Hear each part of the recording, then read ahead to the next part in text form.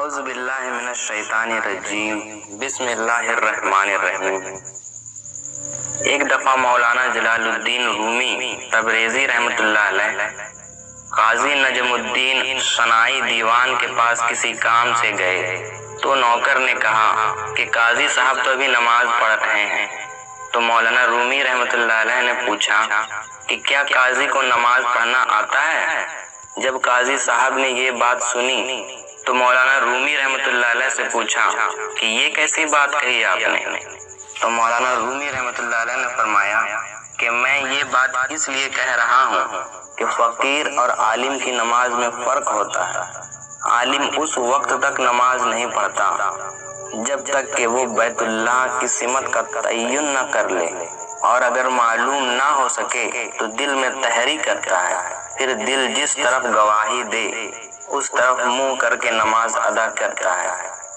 اور فقیر اس وقت تک نماز نہیں ادا کرتا جب تک کہ عرش کو برابر اپنی آنکھوں سے دیکھ نہ لے۔ پھر آپ رحمۃ اللہ علیہ قاضی صاحب کے پاس سے اٹھ کر چلے گئے۔ رات کو قاضی صاحب نے خواب میں مولانا رومی رحمۃ اللہ علیہ کو دیکھا کہ وہ عرش پر مصلی بچھائے نماز ادا کر رہے ہیں۔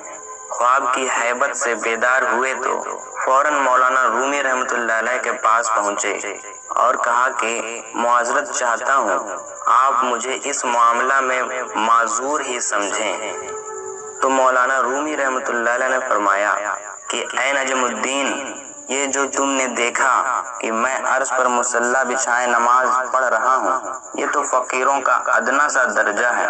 فقیر جب اس سے بھی آگے 70,000 مقامات طے کر لیتا ہے تو وہ اپنی پانچوں نماز ساکنان عرش کے ساتھ ادا کرتا ہے، اور جب وہاں سے لوٹتا ہے تو اپنے آپ کو بیت اللہ میں دیکھتا ہے، اور جب وہاں سے لوٹتا ہے تو پوری کائنات کو اپنی 5 انگلیوں کے درمیان دیکھتا ہے۔